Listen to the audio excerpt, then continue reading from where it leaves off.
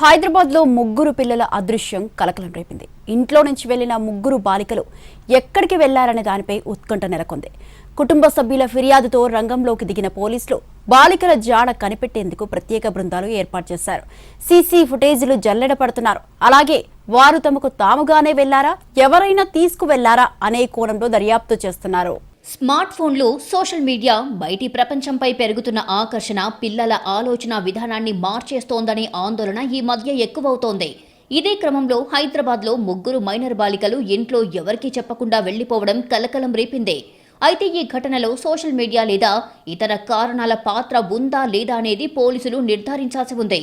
వారి ఆచూకీ కనిపెట్టేందుకు పోలీసులు అన్ని కోణాల్లో దర్యాప్తు చేస్తున్నారు.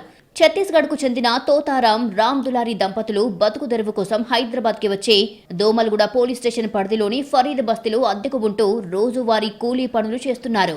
వీరికి సహితా కుమారి, స్నేహా కుమారి అనే ఇద్దరు కుమార్తెలు ఉన్నారు. ఇదే ప్రాంతంలో వారి బంధువుల కుటుంబం కూడా నివసిస్తోంది. ఆ కుటుంబానికి చెందిన లతతో కలిసి ముగ్గురు బాలికలు స్నేహంగా ఉండేవారు. జూలై 18న మధ్యాహ్నం తల్లిదండ్రులు కూలీ పనులకు వెళ్లిన సమయంలో ఇంట్లో ఎవరూ లేని అవకాశాన్ని ఉపయోగించుకున్న ముగ్గురు బాలికలు తల్లిదండ్రులకు ఎలాంటి సమాచారం ఇవ్వకుండా ఇంటి నుంచి బయటికి వెళ్లిపోయారు. సాయంత్రం పనుల నుంచి తిరిగి వచ్చిన తల్లిదండ్రులకు పిల్లలు కనిపించకపోవడంతో బంధువులు పరిసర ప్రాంతాల్లో వెతికినా ఆచూకీ లభించలేదు. దీంతో స్నేహకుమారి తల్లి రామ్ దులారి దోమలగూడ పోలీసులకు ఫిర్యాదు చేశారు. పోలీసులు మిస్సింగ్ కేసు నమోదు చేసుకుని దర్యాప్తు షురూ చేశారు. ముగ్గురు అమ్మాయిల మిస్సింగ్ కేసును సీరియస్ గా తీసుకున్న పోలీసులు అందుబాటులో ఉన్న సీసీ కెమెరాల ఫుటేజ్లను జల్లెడ పట్టారు.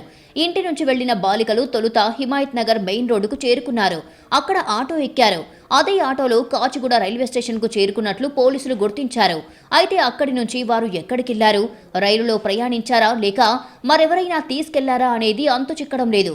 మొత్తంగా ముగ్గురు అమ్మాయిల జాడ తెలుసుకునేందుకు అన్ని కోణాల్లో ప్రత్యేక పోలీసు బృందాలు దర్యాప్తు కొనసాగిస్తున్నాయి. ఈ ఘటన నేపథ్యంలో పిల్లలపై తల్లిదండ్రుల పర్యవేక్షణ, వారి స్నేహితులు, ఫోన్ వినియోగం, సోషల్ మీడియా అలవాట్లపై మరింత అప్రమత్తంగా ఉండాల్సిన అవసరం ఉందని నిపుణులు సూచిస్తున్నారు. అయితే ఈ కేసులో బాలికలు ఎందుకు వెళ్లిపోయారు అనే విషయం వారి ఆచూకీ లభించిన తర్వాతే స్పష్టమవుతుందని పోలీసులు తెలిపారు.